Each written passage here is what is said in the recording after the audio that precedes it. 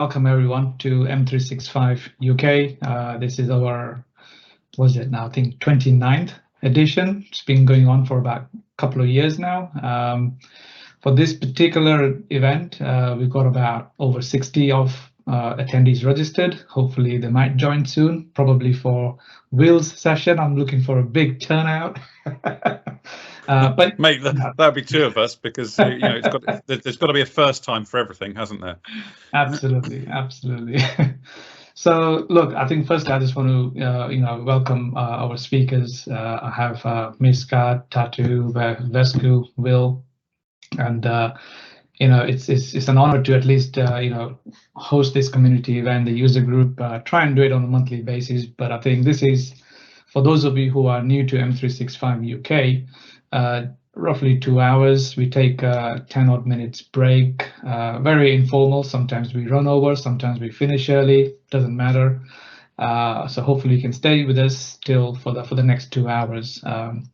So great topics we have. As some of you may know, Microsoft Teams is on a fire, and obviously Teams Premium's just come out, and so we're looking forward to that great session. And I think sometimes seeing in action is more nicer. So we'll look forward to that.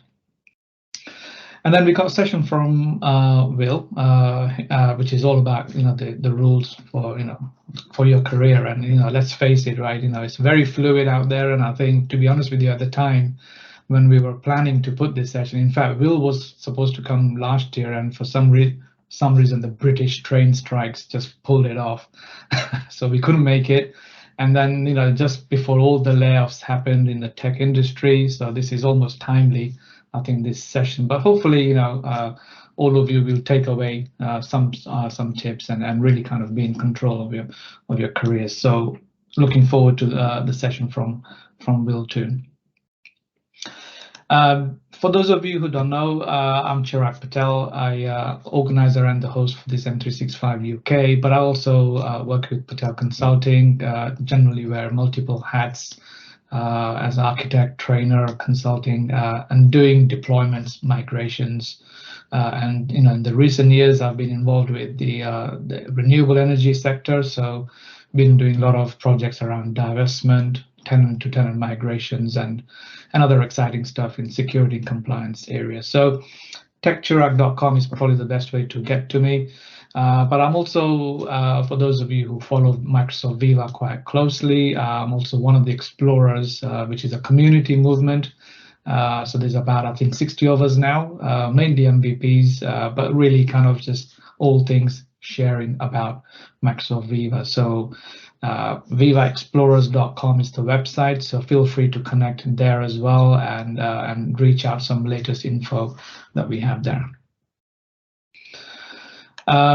Looking at the general group again, appreciate your support. Thanks for following M365 UK. Those are the roughly the channels you can get to. On meetup.com is obviously the main area to kind of register for the events and everything else. And Twitter, LinkedIn, it's all there. So feel free to please connect and message around the things. And obviously, like this particular event is being recorded, so try and make it available within a few days. It might take a week, I think, in my case, by the time this recording comes out. So do subscribe to YouTube. M365 UK is the channel there as well. So, as ever, always looking for speakers, and I really appreciate, like as I mentioned, we got new speakers with us. So, if you have something to share, even doesn't have to be full 45 minutes. It can be, 20 minutes or thereabouts, and I'm happy to support you as well. And I've had some submissions already, which I'm looking at in the session night. So some great topics. So keep them coming in, and we'll get you on the M365 UK. Last but not least, just before we go into the sessions, worth giving a shout out to other events happening in the UK and Paris. So we got Microsoft Unified Comms user group happening next week on Tuesday. So that's in London in person, first one. So if you're around London area or there, then please do pop in there as well. And also M365 UK doing an in-person event next month on the 16th of March at the Reactor London. So 3 great sessions we got there from the legends there, Lee Ford, Tom Morgan, and Leon Armstrong. So hopefully you can make it.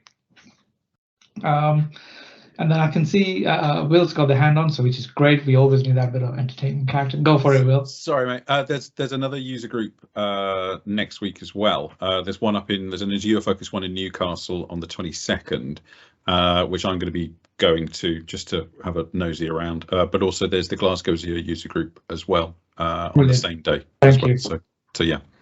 No, great. Thanks for sharing, Will. Absolutely. So I think, yeah, the idea being if you're in and around, absolutely, yeah, do go along. So, and then obviously Modern Workplace, a huge community event, free of charge, and you can pop into Paris in the springtime too. So hopefully you can kind of follow that, and I'll post some links. And Will, if you want to put some links as well, if you can, for those user groups, that would be great in the chat window. So yeah, awesome.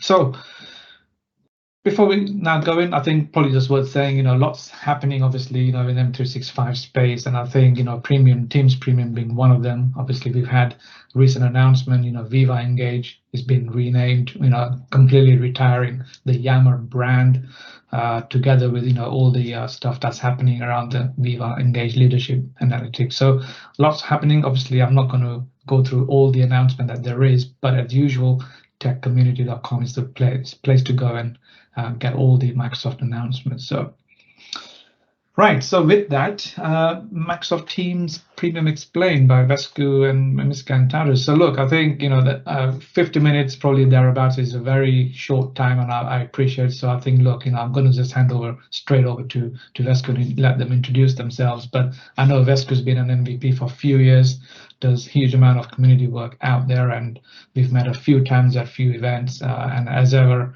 I learn a lot from Vesku, from his blog and Metaverse these days as well. So keep up the great work. And with that, welcome to all of you. You can take it away. Thank you, Chirag. Thank you for the kind words, of course. And yeah, I think we met in person last year, I don't know, 3 times, something like that. Yeah, and it was fantastic. Or 4. That was way more than on the previous years, but that was fantastic. And thank you for inviting us here. It's a really pleasure to give this Teams Premium talk and share our views and of course insights about how we feel about Teams Premium, and of course in practice how you can use Teams Premium really, because there's going to be live demos. Of course there's going to be live demos because those are the best kind, and of course there's always a possibility for demo effect, so we can all have a bit of fun at that time. And speaking about speakers, yes, hey, this doesn't work now, strange. Okay, time for everything interesting. All right, no more clicker on this one then. But my name is Vesa Nopanen. Everybody basically calls me Vesku. I'm a principal consultant for Metaverse and Future Work at Sulava, and as Chirag kindly mentioned, I've been an MVP for, I don't know, 4 years now, something like that, and hopefully getting new ones as well. I'm also a community member and organizer. I used to be one of the main organizers in the Teams Nation earlier, and now I'm the primary organizer of the Metaverse One. So on the September 20th, there's going to be a very exciting conference about the Metaverse, especially about the Microsoft parts. There's going to be stuff about Microsoft Teams, of course. We have our thumbs up for Mesh and everything else, but there's going to be more about mixed reality and AI, which is a really, really hot topic nowadays. But with me, I have actually 2 new speakers to this scene, and we are always welcoming new speakers as well, my great colleagues, Miska and Tatu, but I think I let them introduce themselves. So, hey, Miska, I guess you can go first. Yeah, thank you a lot. So, hello, everyone. I am Miska Kytö. I am also working at Sulava as a consultant, and probably, yes, a new speaker here, but also maybe the youngest speaker in this user group. So I am only 20 years old, and I've been thinking of ways to make everyone feel a bit old. So when I got my first computer, that computer was running Windows 8, and I have never used a VHS cassette in my life. So there you go. Now you all feel old. How And about tapes? Like for music? never. Yeah. And at Sulava, I work on a lot of things. I have listed their modern work and security, but I'm used to saying that I work A to Z inside Microsoft, or A to Y from Azure to Yammer, but now they changed that name, so I can't use that analogy anymore. But I'm interested in pretty much everything. I work a lot in modern work, so Teams, and then also security with Azure Sentinel and stuff like that. But basically anything Microsoft goes for me. And now for Tatu. Yeah, Miska, I keep forgetting that you're only 20, because I can't remember what I was doing when I was 20, but it was definitely not Microsoft 365 and all of the stuff you're doing. So that's pretty awesome. So hi guys, I'm Tatu Seppälä. I'm a pretty new senior consultant here at Sulava, but for my kind of tech focus, I have pretty similar portfolio to Chirag actually. Information protection, Power Platform, Teams, identity, security, all of that. Not exactly A to C, but pretty close. Really glad to be here. I haven't actually held a talk in English before, but it's nice to be here talking to all of you about, well, you'll see in a bit. Yes, thank you, Miska and Tatu. And yeah, we are all three are coming from Finland, but since we are doing this virtually, it's a kind of easy way to go forward. All right, for the agenda, we are going to be telling you a bit about Teams Premium as an overview, and then we go to the in practice part where you can see live demos of meetings, webinars, what Teams Premium bringing you to the branding and everything like that. And of course, about the securing the information. How do you protect the meetings?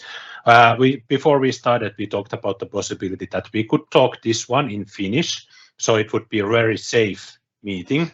But of course, with Teams Premium, Chirag could just turn on the live captions with translations. So that's coming with Teams Premium actually, so you could see and understand, follow up what we are saying. So there goes that part of the security. And on the later parts, of course, touching a bit about virtual appointments. Don't expect anything much about that, but what's interesting is about what's coming next for Teams Premium, and everybody's going to ask about licensing probably later, sooner or later anyway. So about the Teams Premium, it's basically a very good, valuable add-on for Teams. It's of course the thing is that Microsoft needs money. We all know that, and that's probably one of the big reasons why Teams Premium is there. But on the other hand, if we look back on these 5 years, 5 years with Teams, Microsoft Teams, 6 years actually, and see how much features it has got, how much great stuff it has been included with the Microsoft Teams, and it has always been with the same price. So you have everything in the package. So with Teams Premiums, they came up with the kind of the business plan that they will have some premium features that will bring you great value, but they are not inside the Teams core. So these basic features of Teams, what we are using actually now as well. So that's one of the things. So you can expect Teams Premium to have more features in the future. The cool stuff will probably end up in Teams Premium. Hopefully not everything, but we will be seeing things there. And some of the old stuff, like the live translations, moved from the Teams core towards the Teams Premium. So you can still use the live captions with translations into Teams core if you like, but there's a grace time going on, and I guess it's going to be end of March around, around end of March when it's just going to be available through Teams Premium. But if you like live captions, don't worry, live captions itself will remain in the Teams core. But with the translation part, that's when you need the premium version.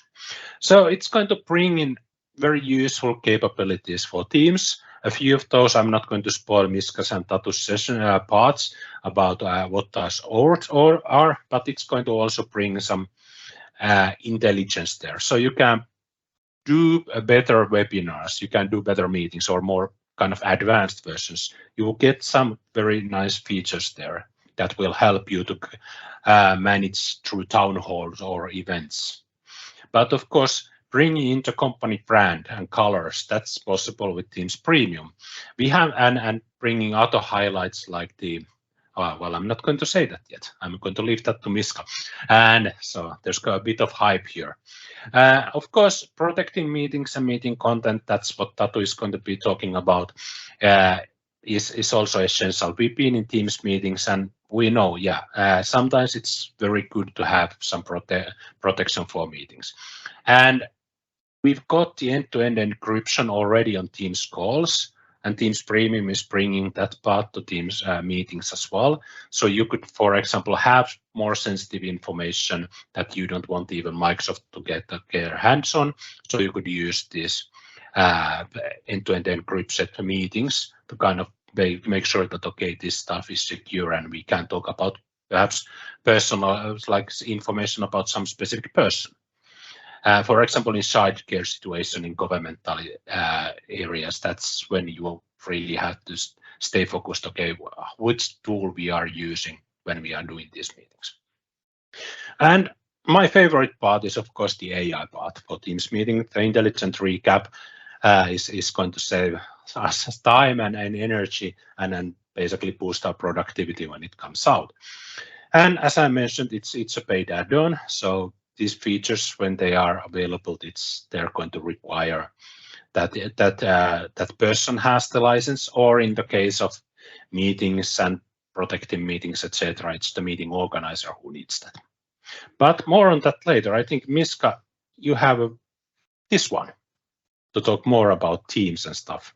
Yes, so I'm gonna guide you through what Teams Premium actually brings to meetings and webinars and events. And this is the part of Teams Premium that's usually the most visible for the end user who is actually out there using Teams, having meetings and stuff like that. So we have 4 features that I'm going to talk about today. First of them is customizable themes and the customization of the meeting experience, making sure that for the users, joining into your meeting feels like, okay, I'm going to this company's meeting and not just I'm going to a generic Teams meeting somewhere.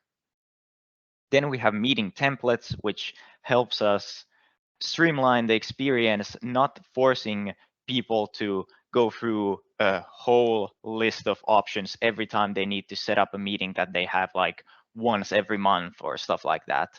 But we rather can build templates to make their life easier and not have them remember all of those options every single time. Then we're going to dive in a bit to webinars and how that experience has been overhauled and what new features Teams Premium brings into that as well. So that's going to be a nice thing to see. And last up, we're going to talk about something called RTMP in, which is very short in name and doesn't sound all that exciting, but I think it's one of the most exciting parts of this new meeting experience we can bring in with Teams Premium. So without further ado, like we said, we're going to do a lot of live demos. So let's just jump into Teams and see what all of this is about. So I'm going to share my screen, and there we go. You should probably be seeing my Teams now. Yes, yep. Great. Okay, so first of all, we're going to take a look at branding. So like I said, with Teams Premium, you can make sure that it feels like you're joining a specific company's meeting rather than just a generic Teams meeting. So what does that look like in action? Well, I have a meeting here that I'm going to go to join. And in this join window, you can now customize this to make it look like your company. There are 3 things you can customize. First, you can customize the background. For example, here we have this a little bit of a blurred out picture and I don't think there. Miska, we see your screen on that join. Oh yeah, I need to. You share the screen. window, right? Yeah. And like we said, with live demos, we always have these things. Entire We have the screen. entertainment value. There right? we go. Oh yeah. Okay, Had to that's make it good. a little bit more difficult for you. Okay, now we see it. So this whole joining in screen has been revamped with our branding. So you can change the background, which is this great picture that is blurred out. Now you can actually see it, so it's a bit better. and you can see that it got a different vibe to it now. Then you can change the logo, which is displayed at the top here, so you can make sure that it's your company's logo that's there, so you know where you're joining into. And then last but not least, you have the accent color, which is you see all around. All of these little accent colors are not the usual Teams blue, but rather in this case, our company orange, which is showcased here, but also when you join the meeting, if someone doesn't have their camera on and they start speaking and the circle comes up, it's now going to be that accent color that you chose and not just the Teams blue or purple again. So that's how you can make it feel that it's your company's meeting. And this is visible to both internal joiners and also external people, which is the big part. So for example, if you have a situation where someone is coming in for a job interview at your company, they're instantly going to feel, okay, yeah, this is not just a random Teams meeting. I'm joining into their organization. So that looks cool. Then also another thing we have is, I can maybe get them to showcase here, background filters. And now you can actually distribute background filters locally, like centrally for your whole organization through the Teams admin center. So before you might have had a folder in your intranet for this is our company's team background, so get it here. Now, if people have Teams premium licenses, you can share them, the company Teams backgrounds, just from inside the Teams admin center. So it just comes up for everyone in their teams. So you don't have to have them download anything. It just streamlines the whole experience, makes it a bit easier.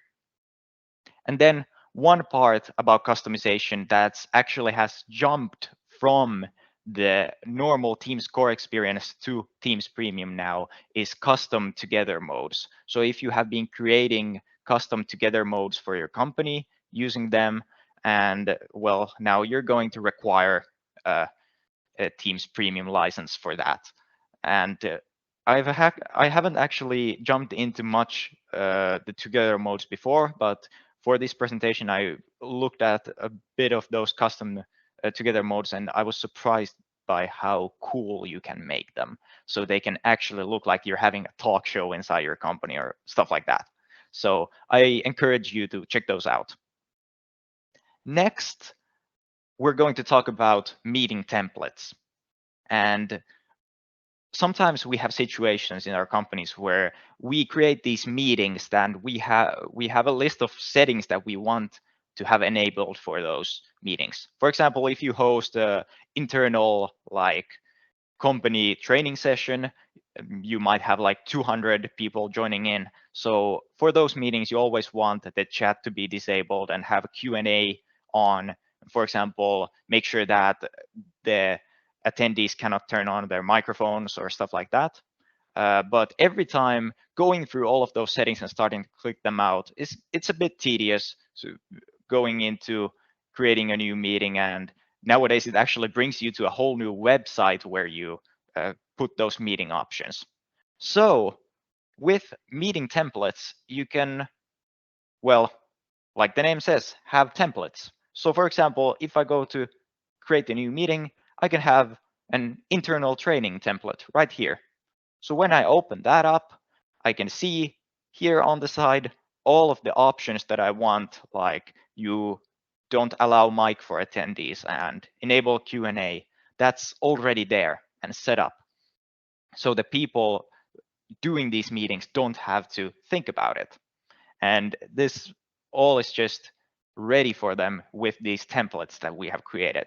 And I don't want to step too much on the turf of the admin, but I want to showcase that in the admin center, we have these policies that we can use to distribute these. So for example, if in your company you have a template for sales meetings, well, I'm not a salesperson, so I don't have to see that. So you can use these policies to assign the templates to only the people that need them.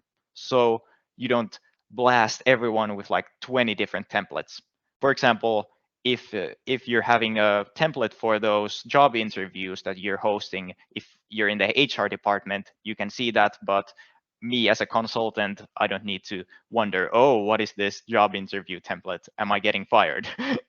Or stuff like that. So that's how you can create meeting templates to make your life a little bit easier and save everyone those few precious clicks from time to time.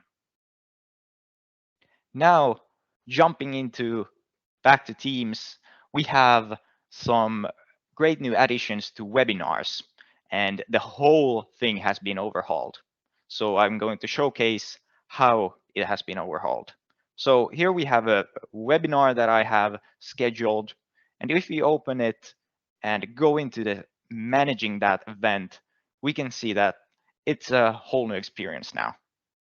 So we have some basic info about this webinar. We have the description and presenters that we have assigned, which is me, Vesku, and Tatu, of course. And right now, we have published this event, and up here we see view published site. So what does that even mean? So we can copy the event link, go back to our browser, and check it out. And nowadays, when you create a webinar, these events have their own websites now, which you can share to the public. And here we have a nice picture.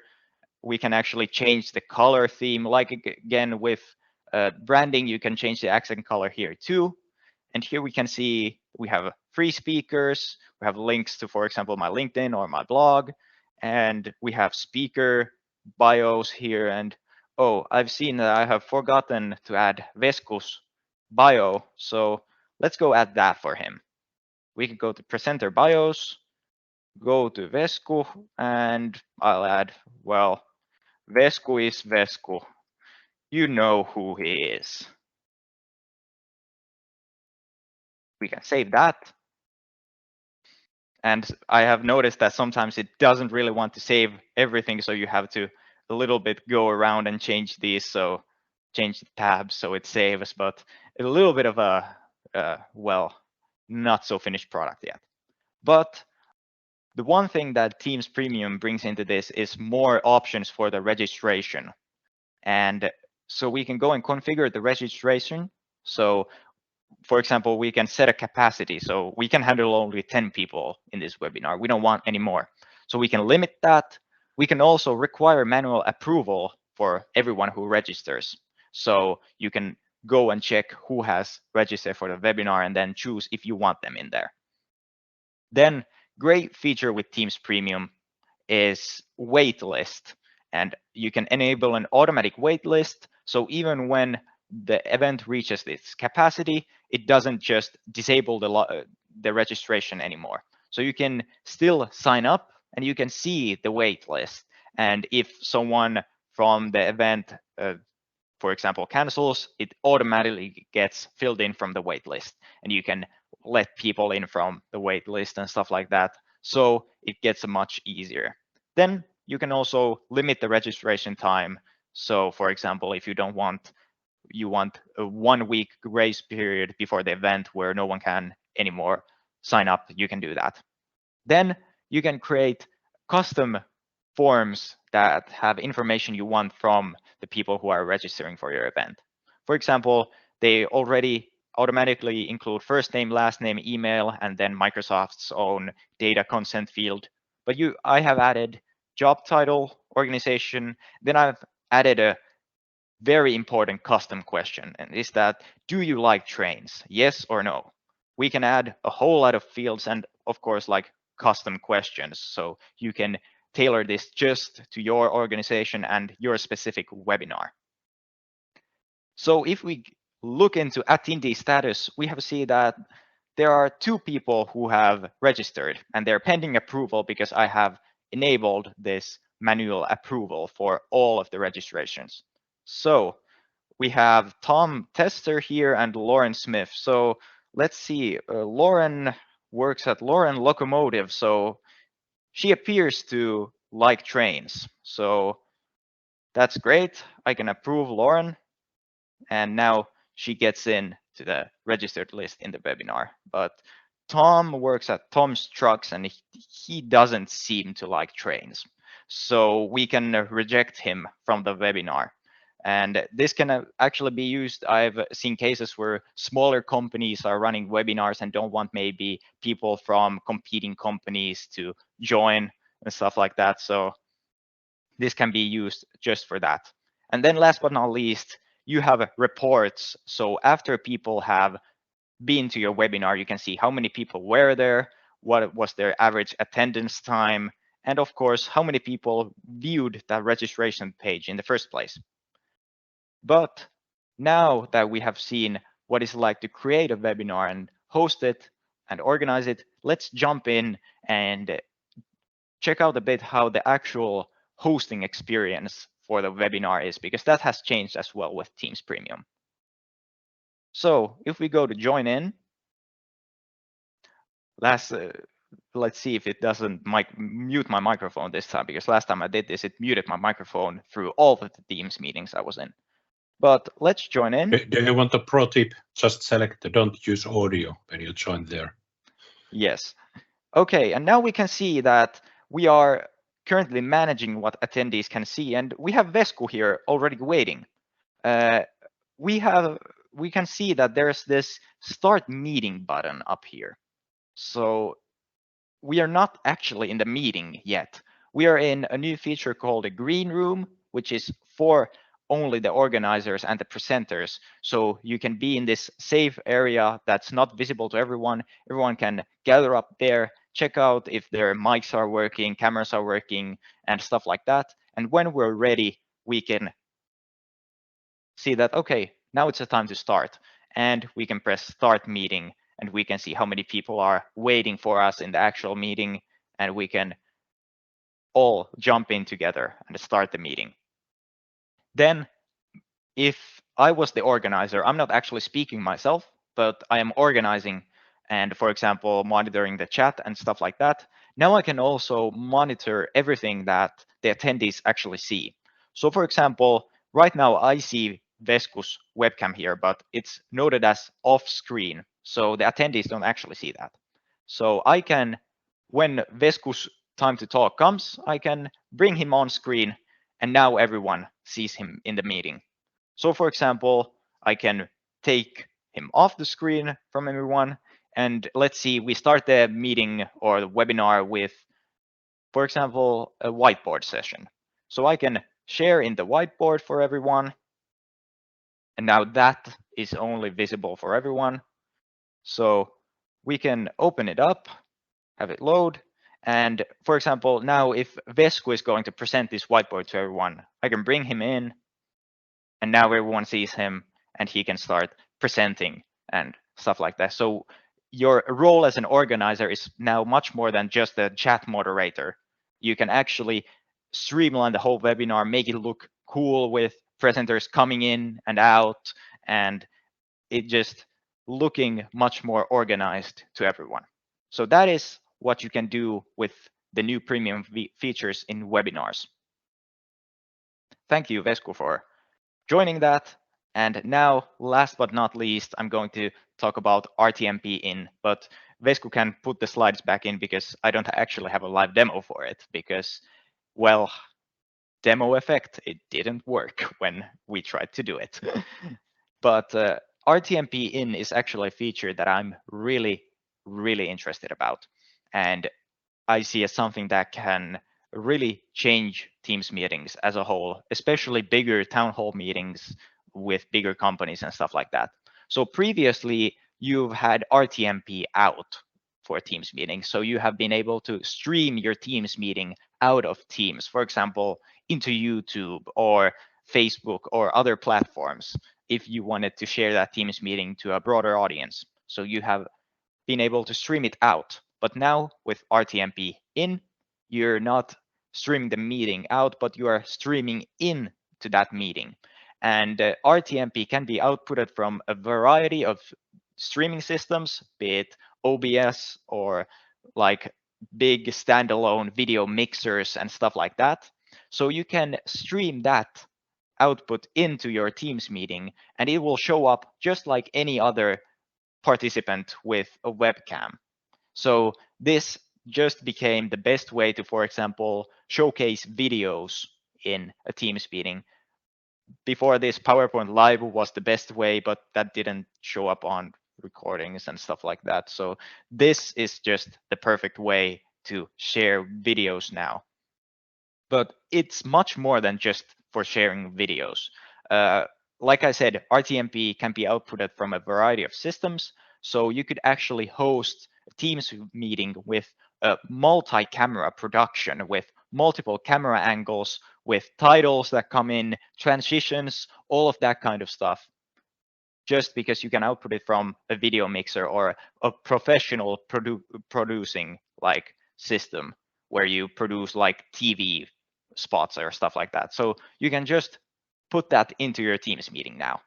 So you can see, like, for example, for a big company hosting a town hall meeting, or a yearly big event with multiple camera angles and stuff like that, hosting a very professional looking keynote in Teams just became a lot more easier.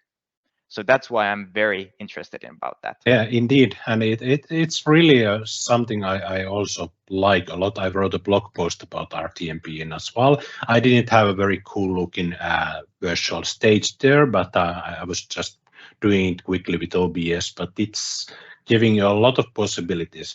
But one of the reasons why the videos work very well with the RTMP in is that it's basically a virtual camera. That's what it does. It brings a new attendee to the meeting. That's a camera that you can then spotlight or bring on screen and use that. And that makes it really easy to use as well. You can even close caption the videos there and stuff. So it's really versatile. Exactly. But now that we have taken a dive into all of these versatile meetings and stuff like that, we need to see the new features of how we are keeping these meetings actually safe now. So Tatu will bring us to that. Yeah, thanks, Miska. That was a whole lot of stuff right there. Our demo around information security and information protection will be a lot more straightforward, but still pretty important. Personally, I think security and information protection are topics that can often seem a little bit dry, and I think it's a matter of thinking about it the correct way. In reality, the most critical thing, I think, is to make the choices in our everyday life a bit simpler. Make it easier to do the right thing, and make people make less decisions about, when they're trying to set up a secure meeting. So what Teams Premium really brings to secure meetings is sensitivity labels for meetings. And we're gonna take a look at a few scenarios here tonight. So first, I'm in my Teams calendar here. And let's say I want to set up some kind of slightly more than average confidential meeting. Let's say, let's call it quarterly financial forecast review. And I'm going to ask our dear friend Vesku to join the meeting. Okay, I just set up a regular meeting right there. Now I start thinking, right, this is not a regular meeting. I want to harden it a little bit, make it a little bit more secure. So what do? In the past, I would have opened up meeting options probably if I know about them. Maybe I don't know about them, but if I do, I would have navigated to meeting options and I would have seen something like this. Oh, that's a lot of options. Show this to somebody who doesn't know this before. What are they going to do? They're going to get a heart attack. They're going to ignore 1/3 of these and just, I can't be bothered. You know, it's too much. I don't know what to do. So it's going to get ignored. But it's all about making complex choices simple. So now, all we have to really think about is the sensitivity. The top option right here. We can provide people with a couple of simple options. Now I've really condensed it for this demo, but I have an option here called protected meeting. The tooltip says what it does. You know, it's for secure meetings. And this is a choice everyone can make. Like, is it a regular meeting or is it secure? Okay, I click protected meeting and I get a little bit of a pop-up here that some options may be locked, and let's take a look. So, as with Miska's templates, which are kind of similar, but we're going to go into the differences in a bit. Certain choices are made for me. Certain choices are up to me, but the choices that are made for me are the ones that relate to security. So, for example, only people in my organization can bypass the lobby. So we have control over externals coming in this case. Some other examples, only me and co-organizers can present. That's the traditional stuff. Then we have some more things like we'll automatically apply a watermark to shared content, which also means when it's applied to everyone's video feed that recording will not be possible, at least not the native team's recording. The watermark, we're going to be showing that in a bit, but it also attempts to help cut down on people recording the screen in some other way through OBS, or well, they're going to get caught if they do it. Let's just say. Also, end-to-end encryption gets enabled, and meeting chat is restricted to in-meeting only. The exact configurations are up to the admin, but I can imagine a hardened secure meeting would look something like this. Okay, so I'm happy with this. I don't really have to, as a user, I don't really have to think about all these details. I just chose a label, and now I click save. Some of you might ask, why can we set the sensitivity when we just create the meeting normally without going to meeting options? You should be able to, but this is early days, so at least in my teams there was a bit of a bug where let's see, there was a bit of a bug where I couldn't set the sensitivity when I was creating the meeting. It was grayed out. It's probably not going to be like that when it goes GA, but that's why I popped in the meeting options. All right. I'm gonna just check if it's saved. A couple of times here I had a little bit of bug where it didn't actually save the sensitivity label. And I have a weird feeling that that's what's happened here. Nah, it's okay. All right, Vesku, I'm gonna hop into the meeting and I hope you'll be joining me. But let's not Yay. Let's wait to. No, you didn't. No, you didn't invite me yet. All right, let me join, and then I switch the switch to the new device. All right. Now we're in a protected meeting here, and I have very important content to share. Yes, looking forward for that. Very sensitive. Watermark is going to be applied to my video feed here. All right, that's truly sensitive. Yeah, it's critical business content you're seeing right here. So as we can see now, Vesku, his video feed has his own name in the watermark. So if Vesku starts recording his screen in some other means, through some other means, and shares it, he's the one who gets caught. So the watermark is one aspect, but chat is another. Chat is a very popular channel to leave some comments, maybe sensitive, confidential information that you don't want people to copy out. So I'm just gonna pop in something, write something in the chat. Let's say cryptocurrency value up 19,000%. Something fantastical. And it's saying to me that Teams chat is secured by Teams data encryption, but end-to-end encryption is not applied to that. Right. So that's another aspect. We're going to talk about that a bit more in a bit more detail next. But what happens, Vesku, when you try to copy the text? Yes, I want from to copy chat. this to my personal notebook. Yeah. Okay. Was it set up? It's not saying any error this time. Do we have a demo effect here? Now we have the classic demo effect. So Teams Premium contains a feature that lets you disable or block people from copying chats. For some reason, we're not making it work today, but that's what happens in demos. When it goes GA, it will be a bit more consistent, I hope. But Teams Premium can block attendees from copying content, at least through Control-C, the traditional way from chat. You can still take photos, of course, or something like that. Could you, Vesku, please go to the top left corner to the little shield icon, I think. Yeah, right, that one.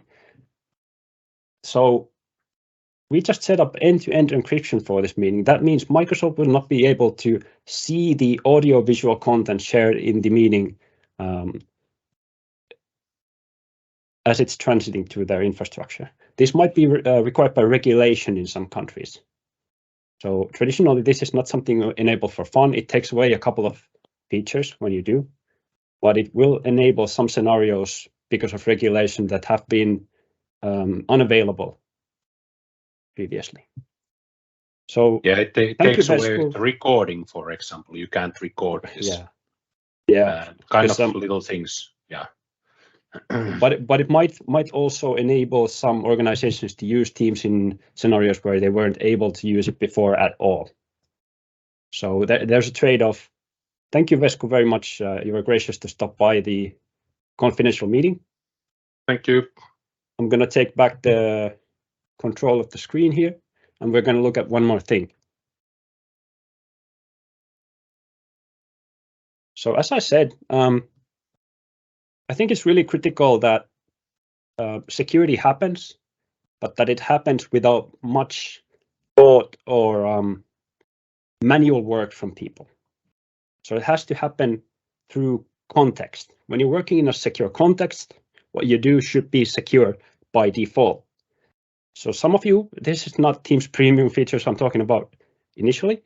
You guys probably know that there are, you can use sensitivity labels for Teams. So you can label your teams, you can make protected workspaces, and secure them in all kinds of ways. We know this. I'm going to make a new protected team here. We're going to call it R&D workspace for research and development. So let's say we have a workspace for research and development. Do we really want to involve the people in research and development with making minute security configurations for all their meetings? No, we want to enable them to set up channel meetings and have them be secure because of the space they're working in is secure. So I'm now in the workspace. You can see it's a protected workspace, and I set up a new channel meeting. And I'm not going to think about any of the configurations. I'm just going to say R&D review meeting. We're going to review secret development plans and new research. Because I have the protected meeting sensitivity label set as the default meeting for this team, this classification for Teams, it's a default meeting. Oh, something went wrong. Oh boy. Doesn't it always? Story of life. Let's see.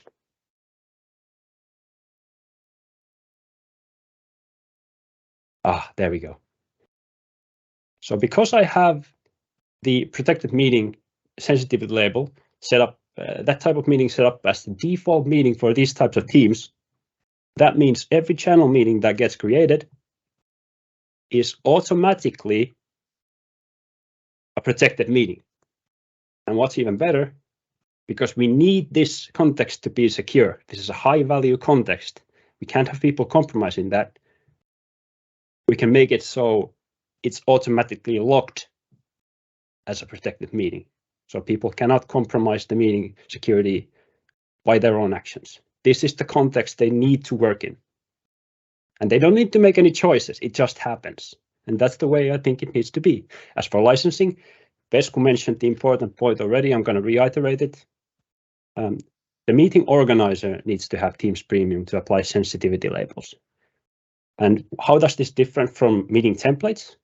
Well, meeting sensitivity labels carry over to any email sent through the meeting if you want it to be so. So applying encryption, the same as for files, emails, sensitivity labeled emails up until now, which means that we can make it so that the emails sent by these protected meetings, the invites and such, are marked by markings, and for example, are encrypted and only readable by people inside the organization, or only by a certain group of people, even if they happen to acquire the email by some means or the meeting invite. So that's pretty much Teams sensitivity labeling for meetings in a nutshell. There's all sort of minutiae related to this, but that's the gist of it. It extends protection to a new context. Thank you. Thank you, Tatu. Let me just get our rest of the presentation up and running on that part. So we had a bunch of cool demos and a bit of demo effect. What would be a kind of a user group meeting without a demo effect? We just have to say that when we did this demo yesterday to Finland, Finnish Teams community, and it worked.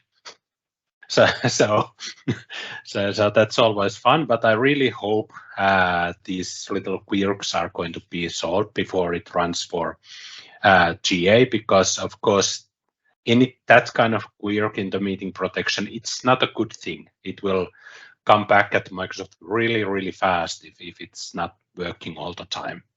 So, but that's kind of some things. Okay, now I can't display a content. Let me try again. I have a few slides coming up on, of course, for the rest, and I still have a few minutes, so I'm doing fine. We still have 1 hour left on the meeting, right? So, okay, Chirag knows this one because I usually my sessions are rarely ending up in time, but at least I have now Tatu and Miska, so we have a good chance. Virtual appointments is one other part of the Teams Premium, and virtual appointments were in Teams Core, and they will remain partly in Teams Core in the future as well, but some of the features that were in the Teams Core part will move to Teams Premium side. So what are virtual appointments? It's basically a kind of it's not a call center, but it's kind of a way that you combine bookings and forms when people can sign up, and you can have, for example, customer service. It could be a financial insurance, it could be consulting services, something else that, okay, people can sign up there. And it was originally developed for healthcare, so the doctors and nurses could be having virtual appointments. So that's where the name comes from, with patients, and they could start and have, because during the COVID we couldn't meet up in person, so it was going to be much more easier doing the virtual versions, and that's the history of that. And when it came to become a full product, or full feature, it was starting to look like very apparent. Okay, this is something that could be used in other industries as well. So we have now virtual appointments you could start using, so you can publish a page and do the things you do with bookings, basically. But there's a big difference. with virtual appointments. It's going to bring in some very nice features, even in the Teams core version. There's going to be the waiting room, lobby paths, well, the forms integration is there as well. And then, for example, you could use the bookings for scheduling. But adding to that, the recipients or the patients, customers will get the SMS notification, for example. They have some queuing features in there. They have a two-way lobby chat. But I think that one of the coolest things, it's because it's using the Azure Communication Services, ACS. And you can ask Tom Morgan about the ACS. He knows everything about that, more or less. Is that when the customers are joining the call, for example, through their mobile device, they don't need a Teams client.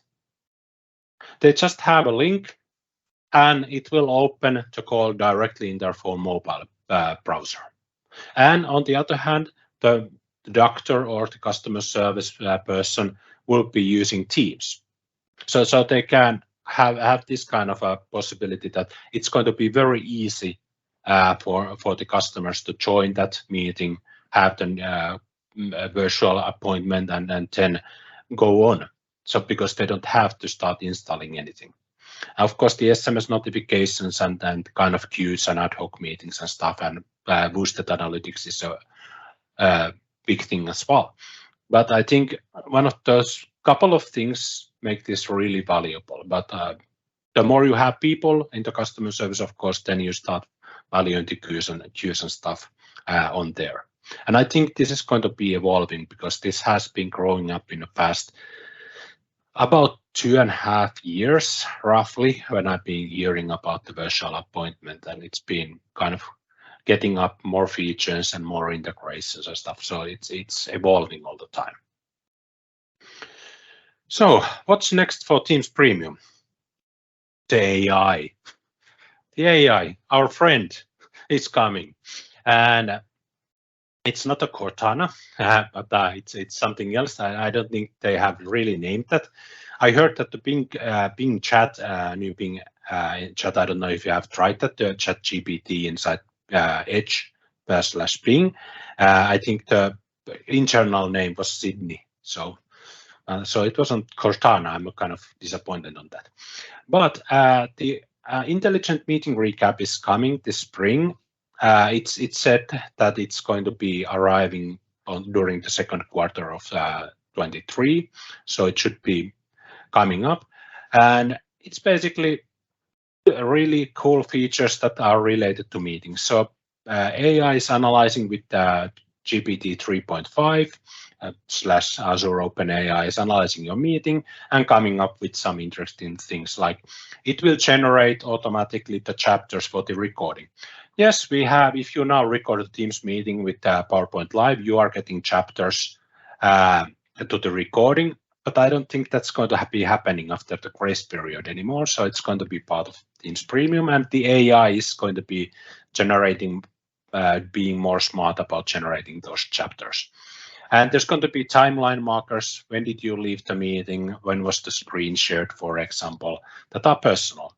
AI generated notes, like suggested notes, and then coming up with follow-up tasks and action items. So it's getting the recording, transcript, and analyzing that and bringing that stuff in there. Saving time. Do I really need that or not? And of course, the meeting, live caption translations are in Teams Premium, but this also brings the ability to add post-meeting translations and transcriptions there. So if you want to look at this picture a bit, so you can see kind of stuff. Okay, there's the speakers, who was speaking when. You could have some topics extracted from there, the chapters. The meeting content is going to be highlighted in the recap. Some of that, this should be coming anyway. Notes, hey, no wiki. AI notes is coming, like suggesting some of the notes to be shared to notes directly, at mentioning people, at mentioning you. Transcript, of course, and suggested tasks and who would be doing that. And this is going to be on the slide view, like you are seeing. Okay, you have left the meeting, and of course you will have those kind of marks in here. You can actually see those marks in this picture as well. If you look really closely, there's the @mention mark in there, and that's where you left, and this is where the screen share happened. But it's a bit, it's not very visible there, I think. So the licensing part, okay, we are on the hour, so I run a bit over, not too much, but basically You're it's okay. 10, You're okay. yeah, $10 per user per month, and yeah, there's now a 30% discount. So if you are thinking about getting that licensing, it's kind of a good idea. It's cheaper, and you can take 1 year or 3 year commitments. If you take a 3 year commitment, then you have to pay a yearly price.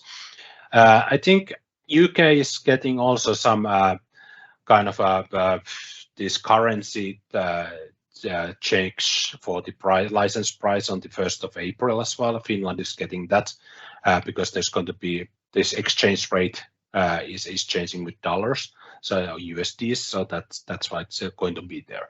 But it's good to remember that meeting organizers are going to be needing mostly that license if you want to use the advanced webinars, the meeting protection stuff. If you want to use these intelligence capabilities, then you need to have the license so you can see them and use them. And of course, to be able to use the meeting templates, virtual appointments, that's also something that that person needs to have. So there's a bit of option there how you are going to be going forward with these licenses. But when you get started, then yeah, there was some kind of mention in the chat. I just noticed that okay, there's premium Teams Premium trial licenses, so you can get the 30-day trial for 25 users. You might be able to extend that in some cases as well, at least out of 30 days.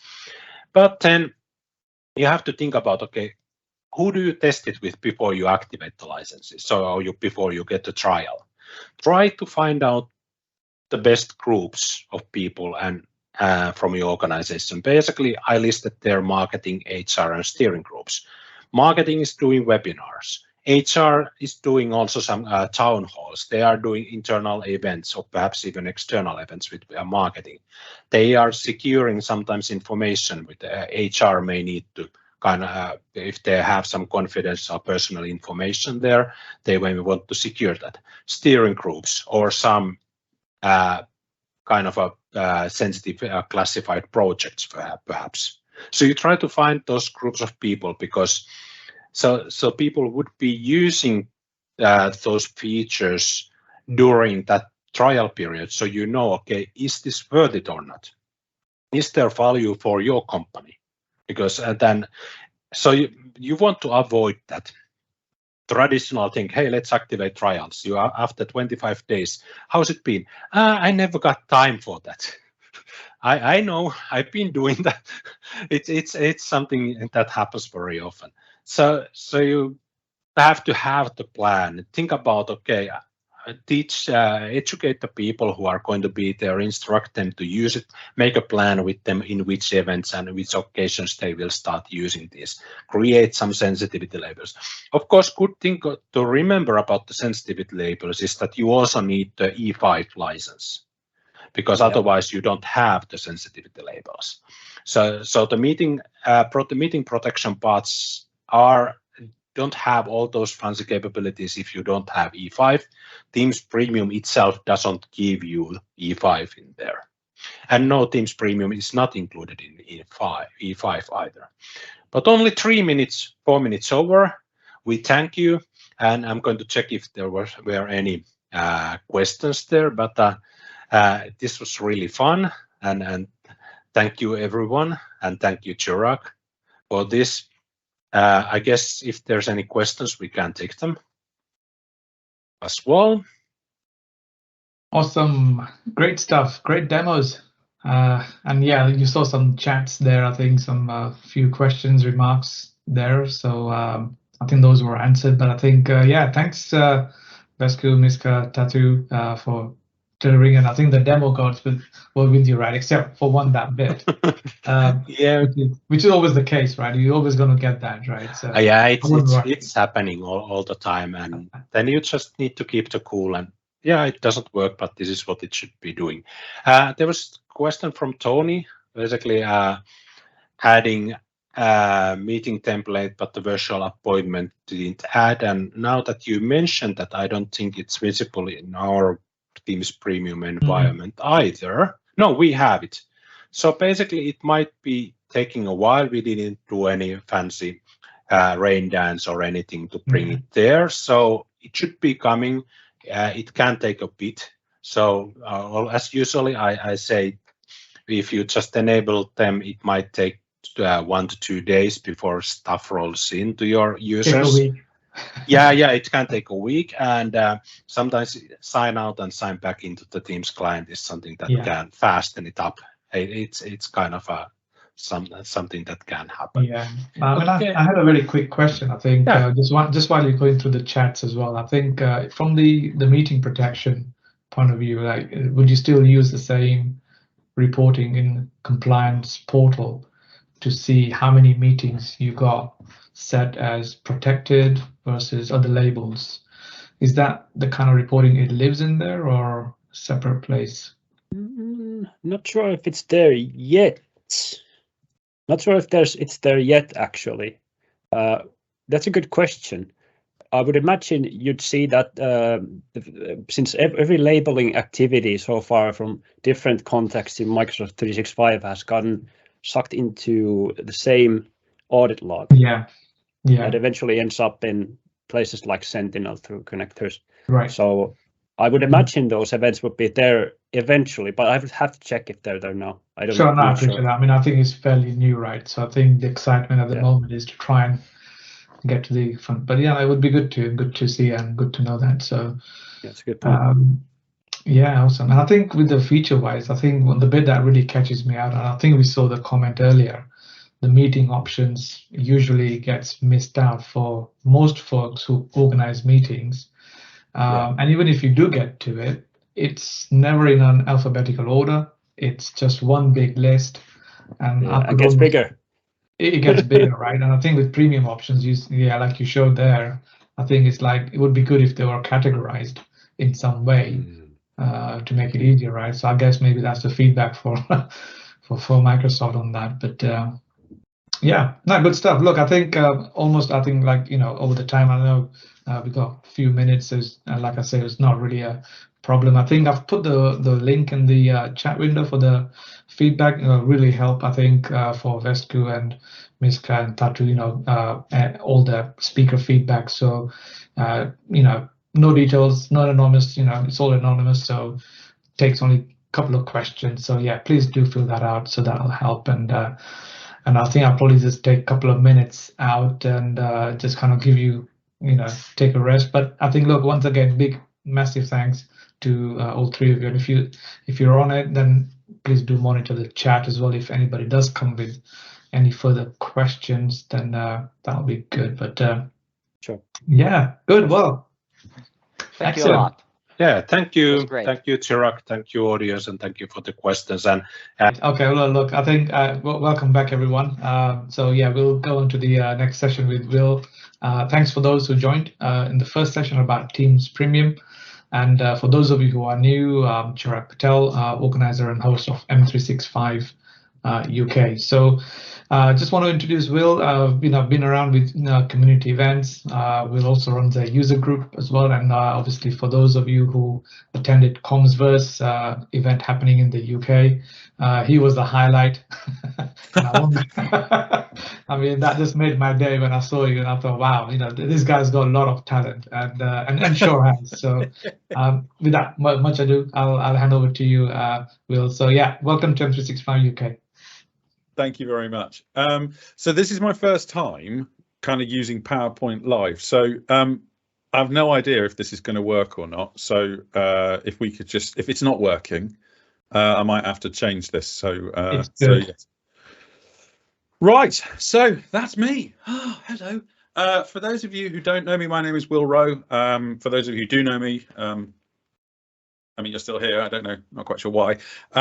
So I've been recruiting for Microsoft Technologies for nearly 25 years, back before it was cool to do so, before the cloud came along you know, what have you. So I run a recruitment company called MS Talent. I've written a book. It gets panned and sort of generally people don't tend to talk positively about it. Not so much the content, more the length. It's referred to as a pamphlet on by a number of people.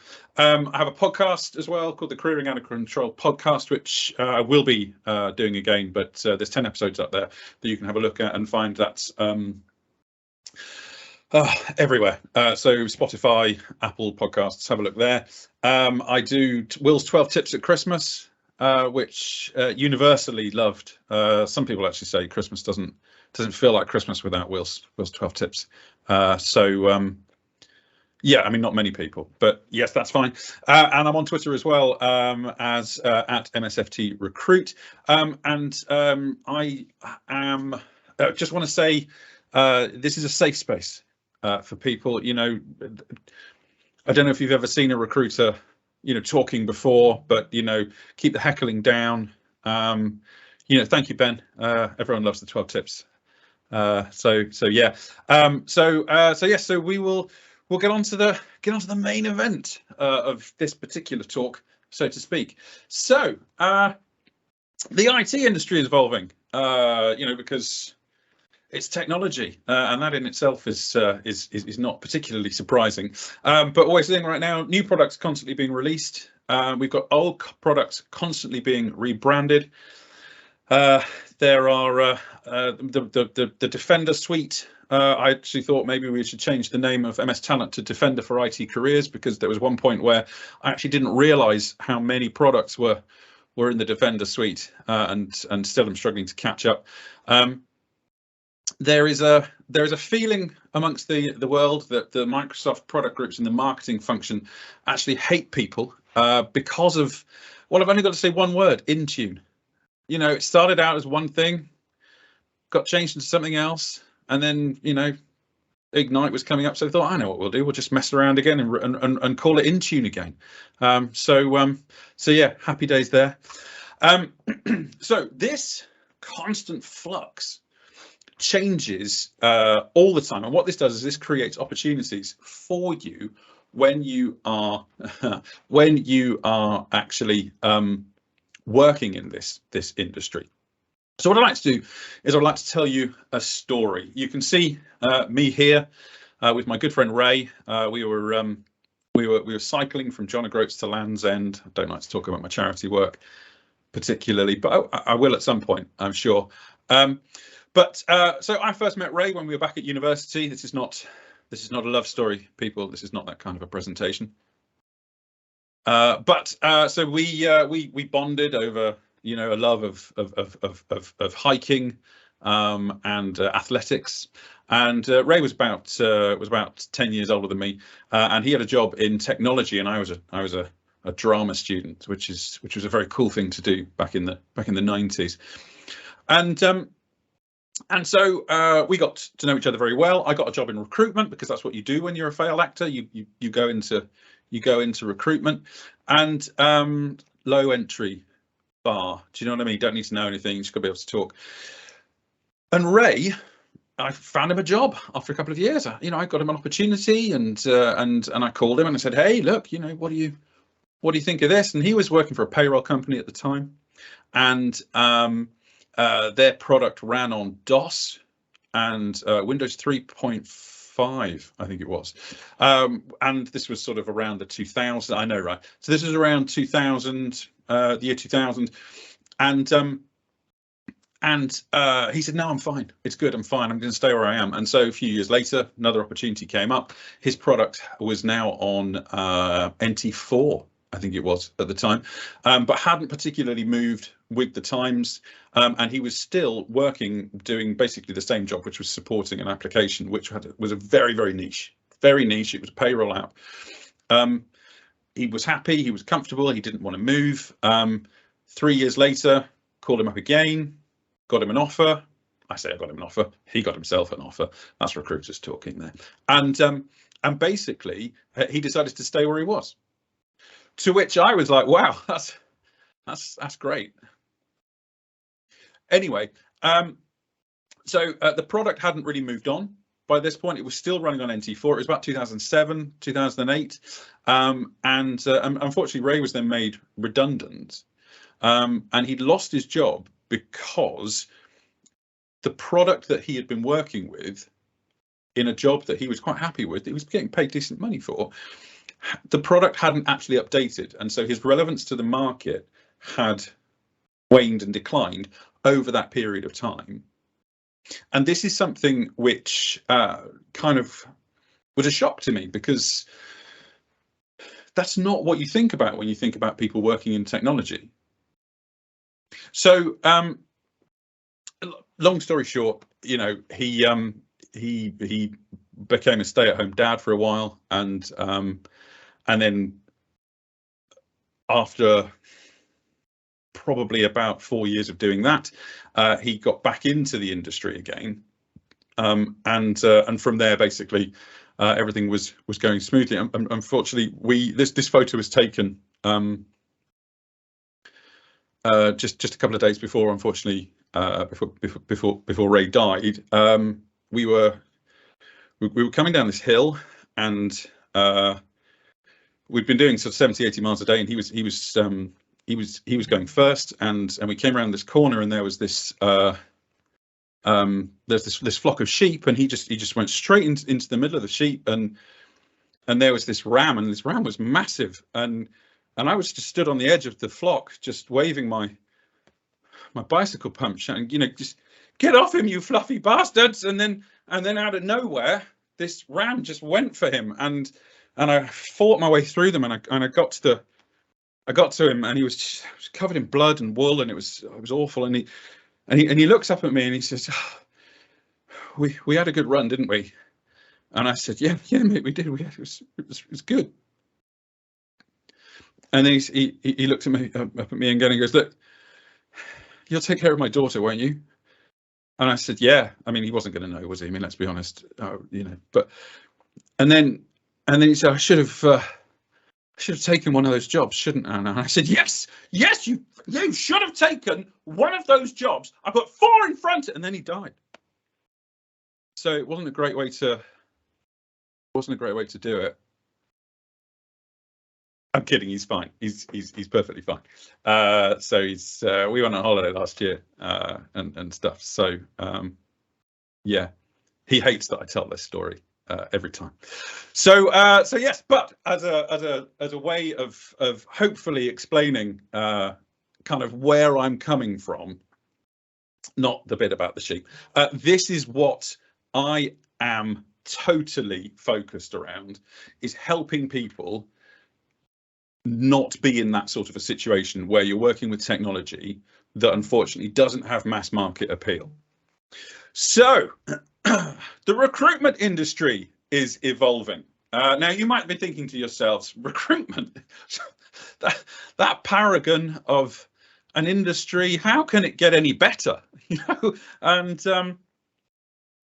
and yet here we are. You know, it's a fantastic place to work. You know, recruitment in general, and I know you all hold recruiters in such high esteem. So previously, thank you, Chirag. Previously, if we were to go back 5-10 years, we would your access to jobs and vacancies and new roles and stuff really came through a number of ways. Job boards, you know, JobServe, JobSite, Monster, all that kind of stuff. The print news. Anyone remember getting a job through the newspaper, the local rag? That's where I got my first job in recruitment from. Yeah. So word of mouth obviously was a big one. You know, people talking. Does anybody know anyone for this particular role? You would be dealing with HR a lot throughout that process, or personnel as they were referred to a long time back. And obviously LinkedIn was still a thing, go back 10 years. In fact, LinkedIn's been going for like 15 years, 17 years now. So yeah. So that's where we have been. This is kind of where we are today. So job boards, yes. Word of mouth, yes. You're now frequently dealing with talent level people who are recruiters who used to work in a recruitment company, in an agency, and they've gone and worked internally. They're frequently aligned to human resources. Some of them are very good. Many of them are not very good, but what it means is that you're dealing with recruiters a lot, but they're just branded as something slightly different. LinkedIn, obviously, Twitter. I know a number of people that have got jobs through Twitter. WhatsApp. Some companies use WhatsApp as a channel for their hiring. WeChat. Anyone heard of WeChat? Come across WeChat before? That is that's massive in China. If it's kind of like, if you're not on WeChat in Asia, China, you're nowhere.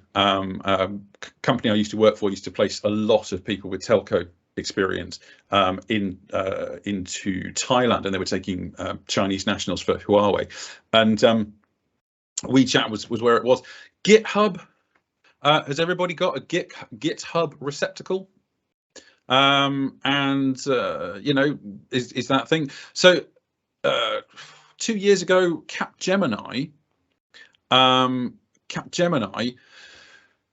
wouldn't hire a developer who didn't have a GitHub presence so that they could see their code. And so GitHub is becoming more and more of a thing.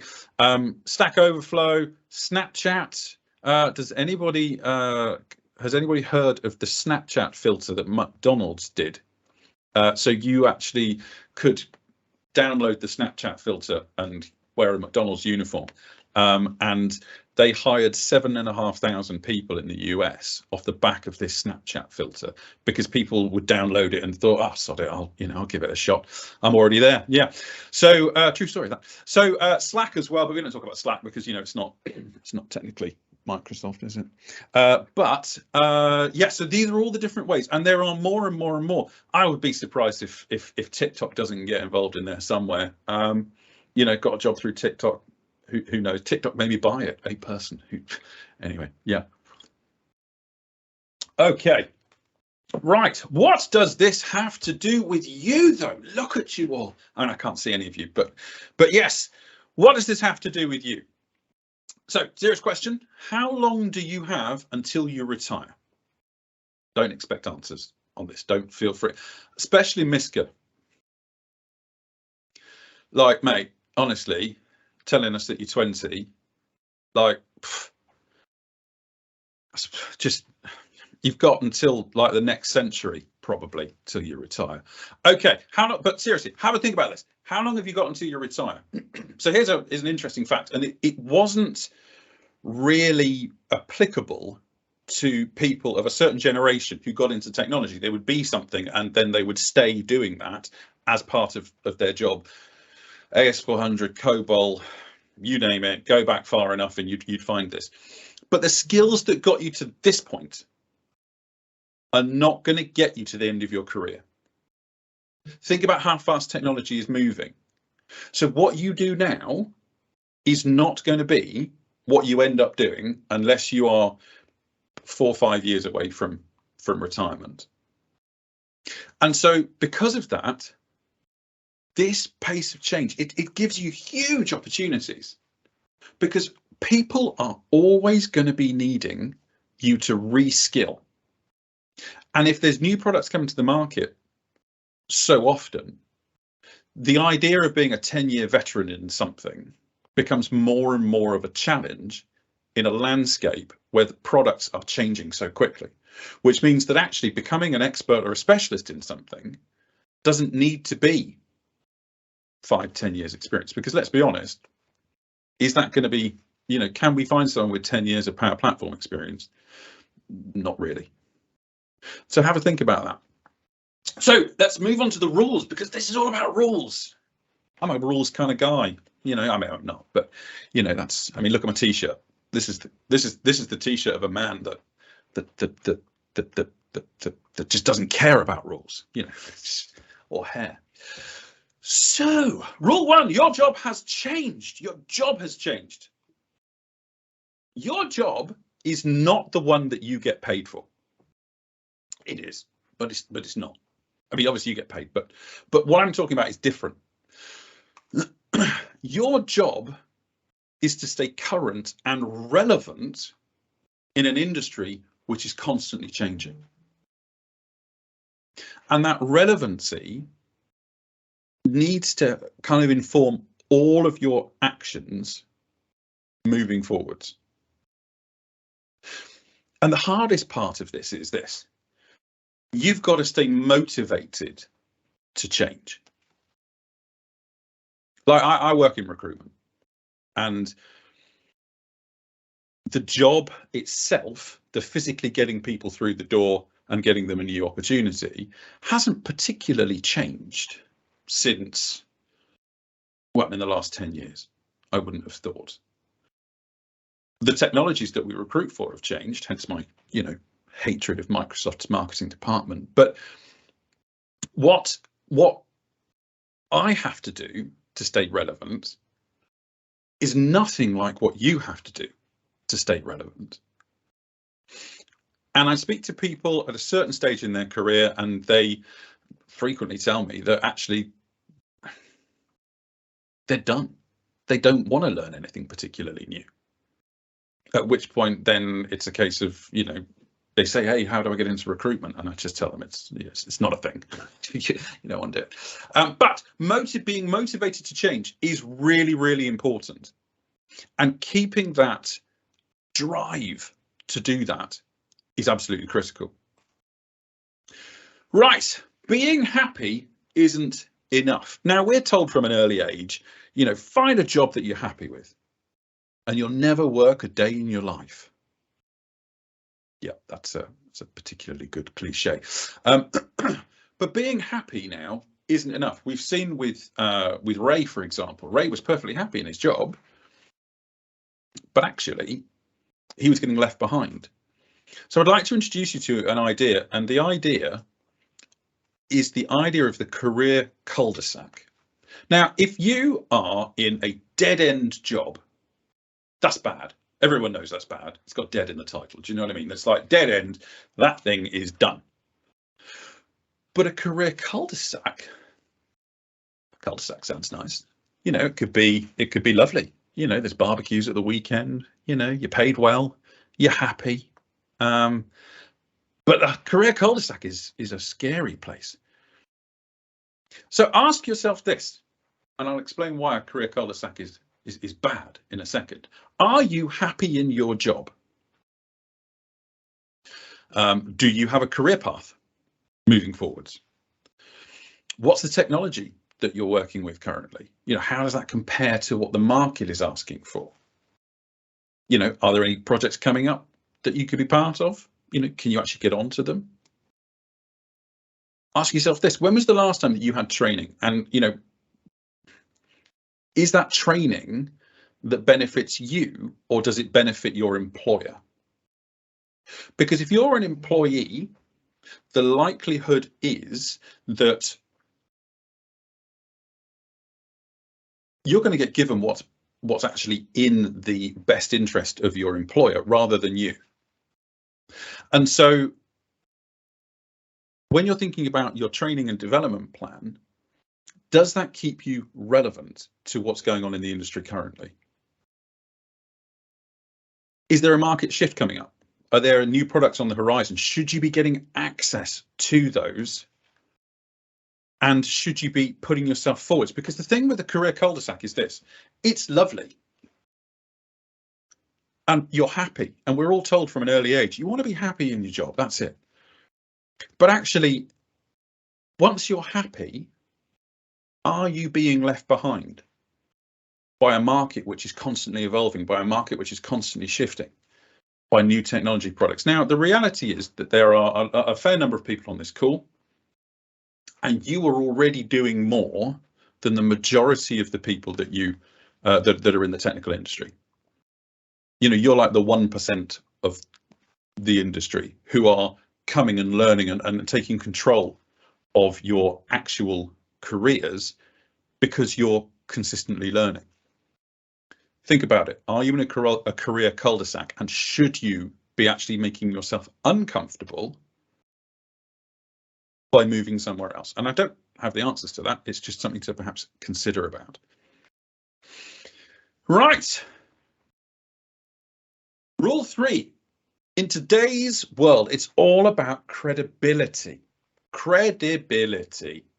So if you wish to get ahead, one of the things that you need to do is show your experience, demonstrate your experience in some way.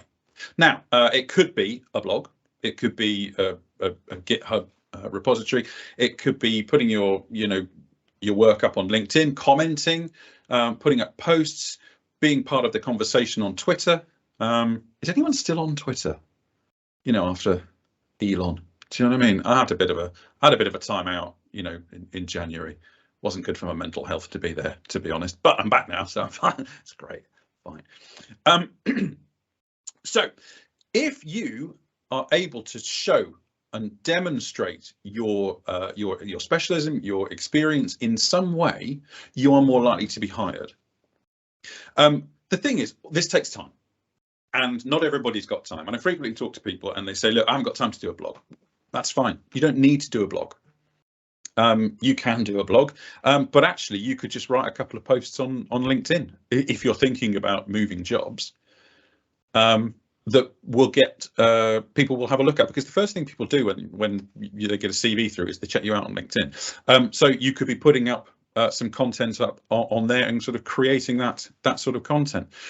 But I had a guy, about a year ago, he was up for a role to be a SharePoint trainer, and he had a blog on his CV, and his CV, the first thing that you looked at, his blog said, I'm a SharePoint trainer and here is what I do. And so the person saw it on the CV, they saw it on the blog, and it was backing up exactly what he said in the interview, and he got hired immediately. It's very straightforward. So showing your working is important. Right, rule 4. You need to be findable. In this crazy world, search engine optimization is your friend. This applies to your CV, LinkedIn, Twitter, basically all of the job boards. If you're looking for a job, all of the job boards have a search engine which runs in the same way as does LinkedIn, which brings back the most relevant CVs first to a ruggedly good-looking recruiter such as myself, who logs in and who then will do a search on that job board to try and find certain skill sets. So that relevancy is based on keyword repetition. That's not based on how good you are as a person or how good you are at your job. It's just about how many times of those keywords actually repeated in the CV, and the same is on LinkedIn, and it's also the same on Twitter. So what are your skills, and what do you want to be known for when it comes to your CV, when it comes to your LinkedIn profile? Because actually there's nothing better than not looking for a job and having people come in and asking you and putting opportunities in front of you. So anytime that you want to get found for a specific key term, get it into your CV 5 times, get it onto your LinkedIn profile 5 times. That's really, really important, because that means then that you will be ranking higher than people who aren't doing that, and that's got absolutely no bearing on experience or anything like that. I've got a funny joke for you. What's the best place to hide a dead body?